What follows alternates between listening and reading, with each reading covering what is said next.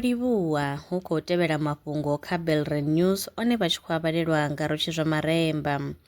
Tsedzuluso ntswa yo gandiswaho kha dzhenala ya Bioscience yo dzumbulula uri tshanduko ya kilima ndi tshutshedzo khulwane ya vhuraru kha zwipuka zwa ḓaka zwa ḽifhasi. Dziṅwe tshutshedzo khulwane ndi tshanduko ya vhupo na u shumiswa ho kalulaho ha zwipuka zwa ḓaka.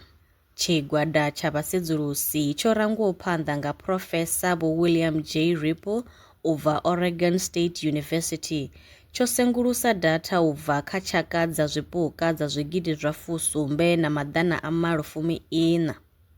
U engedza fulufulu ḽi vusuludzeaho a zwi ambi uri hu ḓo vha na u tsela fhasi ha u shumiswa ha zwivhaswa zwi sa vusuludzeiho ngei kha ḽa Amerika. Izwi ndi u ya nga tsedzuluso yo itwaho nga Dokotela Ryan Thoms, muthusa muprofesa wa sociology ya vhupo ha mahayani u bva Pennsylvania State University.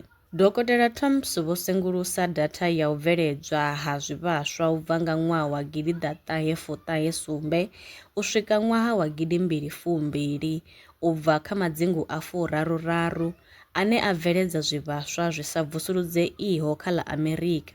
A vho ngo wana vhushaka vhukati ha u bveledzwa ha fulufulu ḽi vusuludzeaho na zwivhaswa zwi sa vusuludzeiho, zwine zwa sumbedza uri fulufulu ḽi vusuludzeaho ḽi nga si fhungudze u bveledzwa ha zwivhaswa zwi sa vusuludzeiho. Zwi tshe zwo ralo, shango ḽa Amerika ndi mubveledzi wa vhuvhili muhulwanesa wa vhubvisa gese na mubveledzi wa vhuvhili muhulwanesa wa fulufulu ḽifhasini. Tsedzuluso yo gandiswa kha dzhenala ya Environmental Studies and Sciences. A khou guma ngaurali mafhungo e nda vha farela one u bva Belren News, nṋe ndi pfi Rotshizwa Maremba. Nṋe na vhone kha ri ṱangane mafhungoni tshifhingani tshiḓaho.